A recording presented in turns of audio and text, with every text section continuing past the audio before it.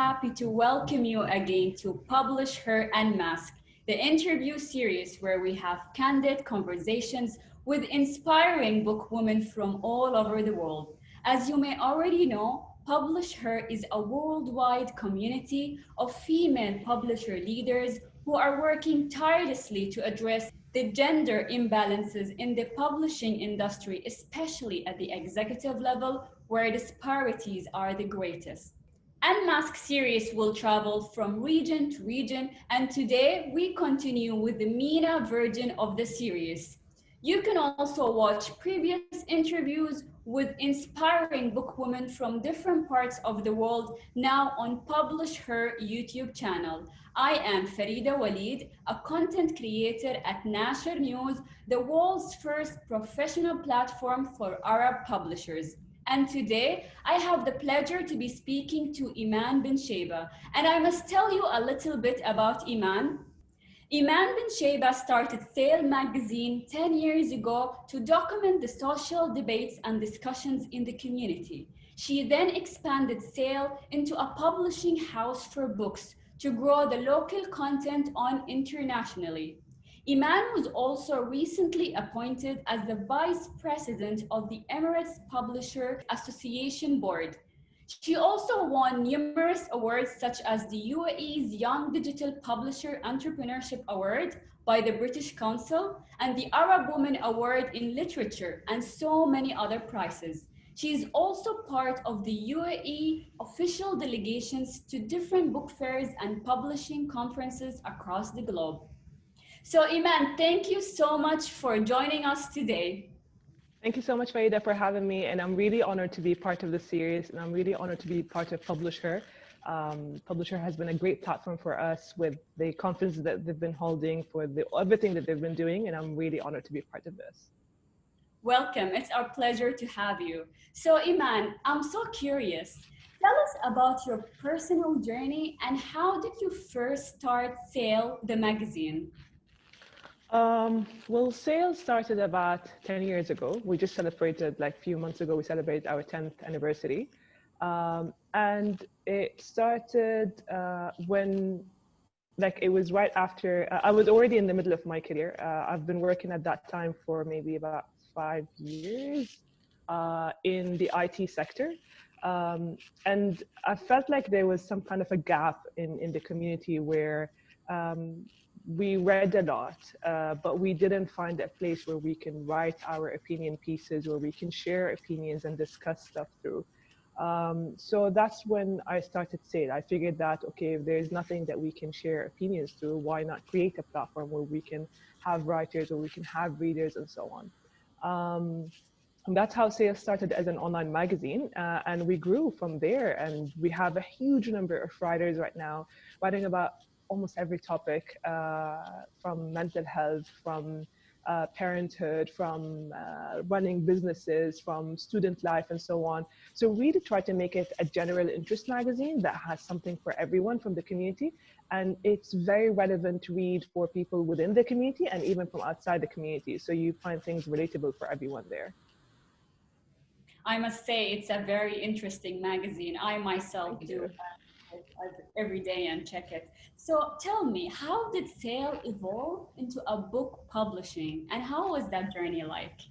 All right, so that's always interesting for me because I don't, as much as I've always loved books since I was a child, I don't think I knew that's going to be the next step in Sale until we started realizing that that was a requirement in the market. So us being an online magazine that was basically in English in a community that's predominantly in Arabic and so on, we have a lot of our youth who read and write in English, but they didn't exactly have the platform to publish in, whether as opinion pieces in magazines, whether as a book publishing.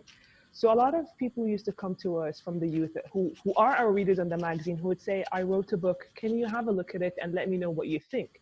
So it first started with a lot of like the young ones who wrote books and saying we would like an opinion on it.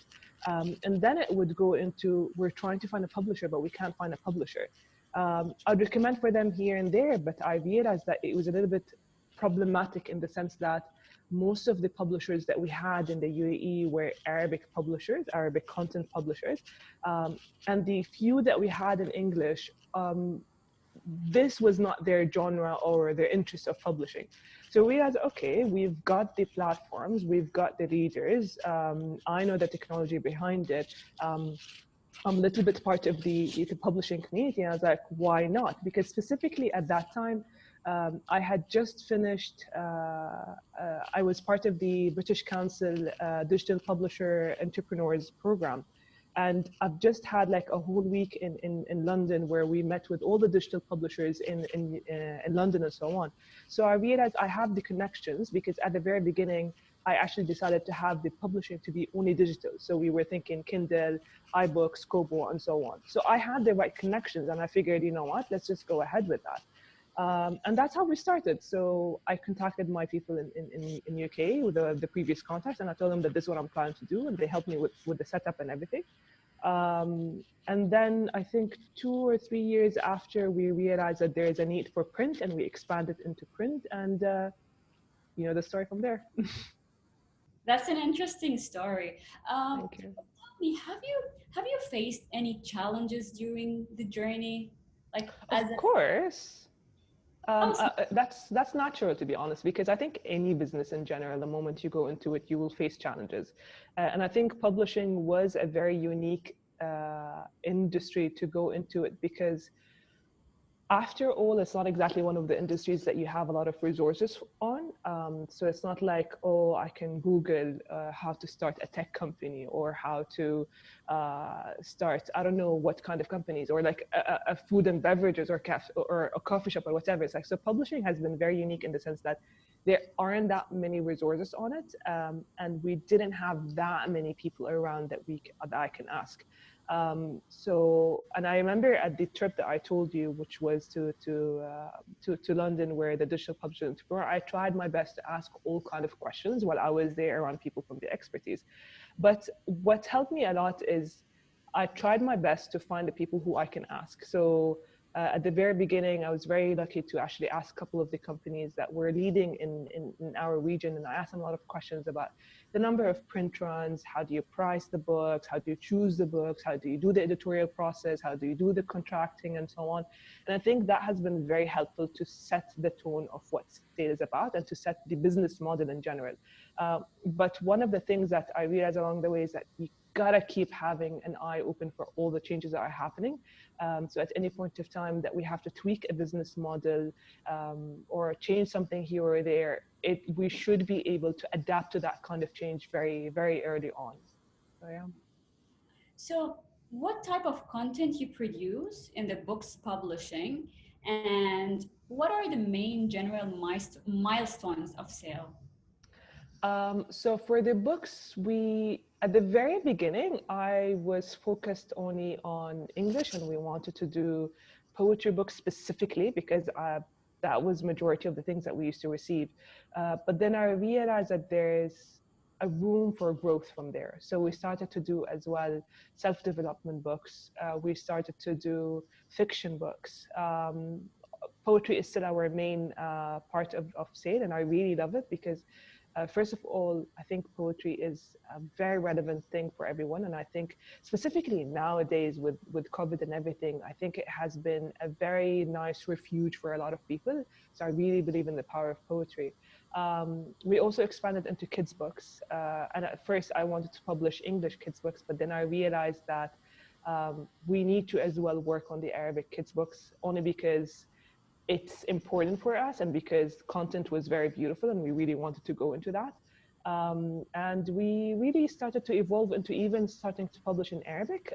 So I think now we're at a point where like we try to see what's the book about, and if it feels relevant to our audience, if it feels relevant to what sales ethos are about, then we actually go ahead and we consider publishing it. So this is for that, for the books.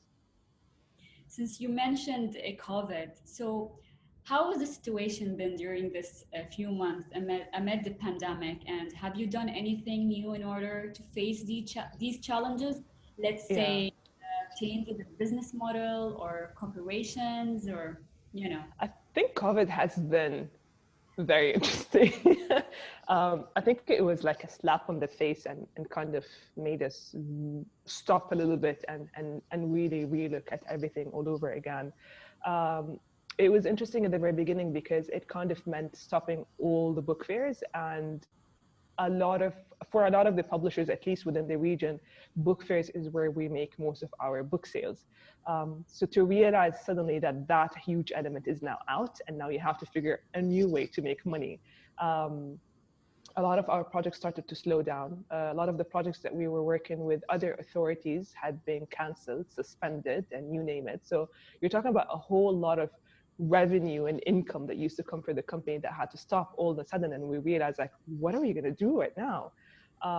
Even our internal projects started to slow down because the team started to deliver a little bit slower and so on. And it's just started to hit on a lot of different ways. And we just had to like pause and try to think, how are we really going to handle this? Because aside of it affecting work, aside of it affecting revenue, projects, and so on, I think we all got affected by it mentally speaking.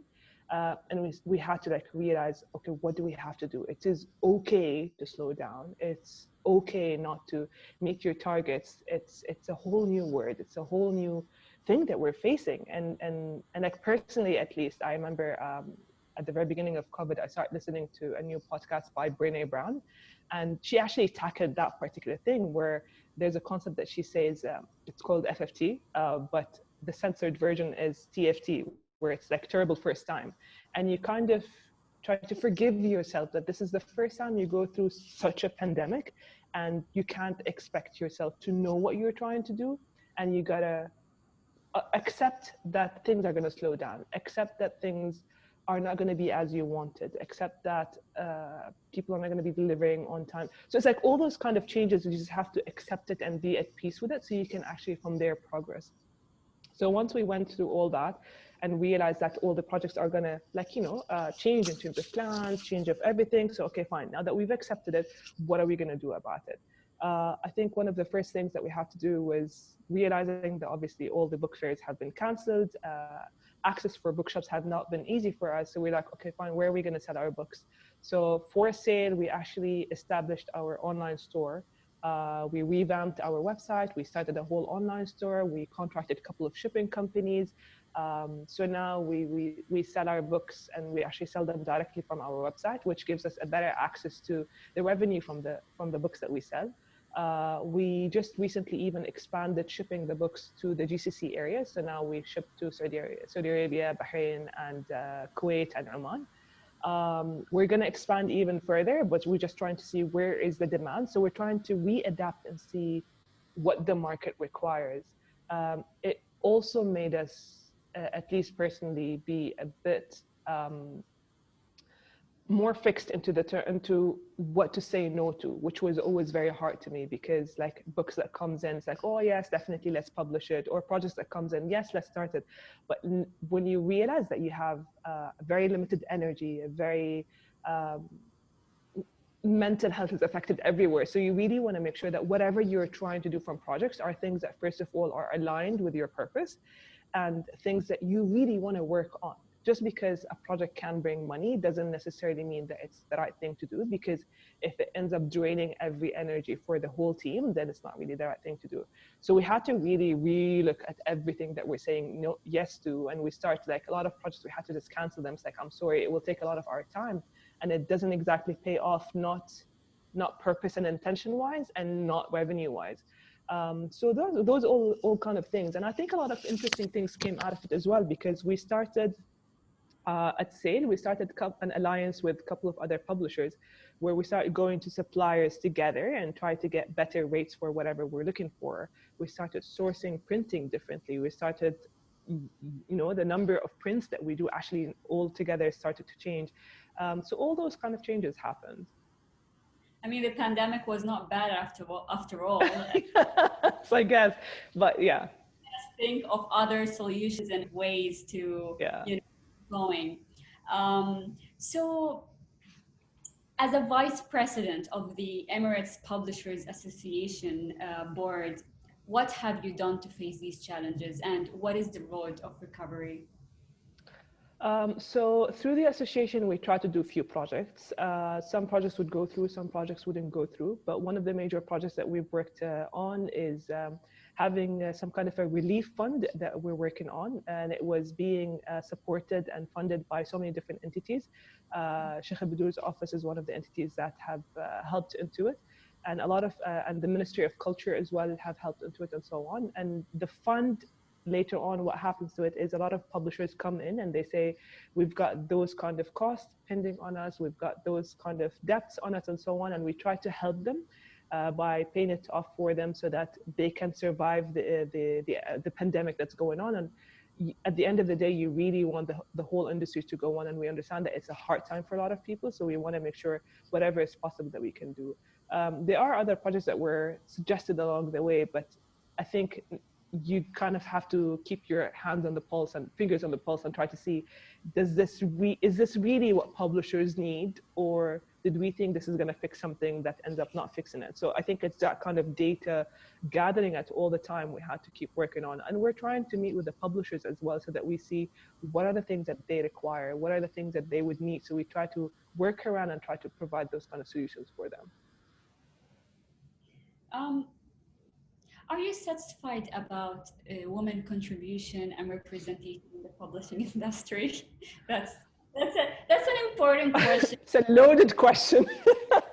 I think it's an interesting question because I like, honestly, like since our talk the last time, I don't think I always realize it that we don't have that many women in the industry. We do have few, but like I don't think we have that many. And the only reason it doesn't always get automatically noticed by me, because even in my previous work in life, previously to publishing, I was in IT, and IT as well as a male-dominated industry. So for me, it's like it has become the norm to be in industries that are male-dominated. But I do believe that having more women would have been very useful for us, because at the end of the day, whether we like it or not, majority of because like as publishers, you make money two ways, right? You make money from the book sales, you make money from big projects that we do with different entities, governmental entities, and so on.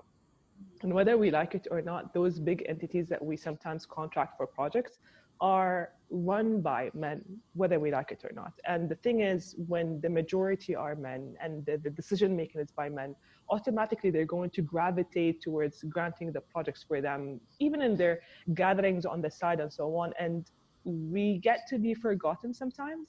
So I really think that more and more women coming in and actually deciding to make something out of it, not just like, oh, I'm going to do it on the side. No, make it your actual thing. More and more women coming into it, you're not going to be the ones who are left on the side. You're going to be part of the majority, and you will be noticed more. You will be granted more projects. You would not be forgotten on the side. So I really hope that we reach to a point where we get more women in the industry. And I really hope that we get to have more women in decision making so that more projects can be well balanced between all the potential publishers and so on. The thing is, like, being passionate about books, I don't think that's enough. I think one of the very major things that we always have to remember is that you have to have a business mindset, and you have to remember that this is a business that you're trying to run. It's not just like, oh, this is a nice book I want to publish, because you got to think about the bottom line. You got to think about how are you going to market the book. You're going to think like, does this book sell or not? And even a lot of times, I remember one of the early this year, I was discussing with one of the publishers, asking that publisher, how do you choose the books that you publish? Because because at the end of the day, your choice of what you publish will affect the income that you have at the end of the day, which is very normal because this is what sells and doesn't sell. So what he told me at the time, he's like, you gotta remember that what you love to read is not necessarily what the masses likes to read. So you gotta provide for the masses as well as provide for the different tastes that you may have. And a lot of times the taste that you have might have to be the minority of the books that you publish. or like minimal number of the books, but majority has to be what the masses like. So he's like, go to bookshops and see what's the bestsellers and so on. Even if you don't like it, that doesn't mean that it's not publishable. It's just it has its audience, and it gives you the income to start publishing the things that you believe in and that you really have a strong belief in their purpose. And I think that kind of was very important to rebalance the choices of books that we publish and so on. Yeah, that's very true. Thank you, Iman, for your time, and thanks Thank you so much, Farida. us today. It was very interesting to know about your journey and about Sale Magazine and Sale Publishing. It's a Thank you. pleasure that you joined us today. Thank you Thank you so again. much, Farida. Thank you so much for having me. And I really enjoyed the conversation, and I really can't wait to see all the rest of the interviews as well in the series.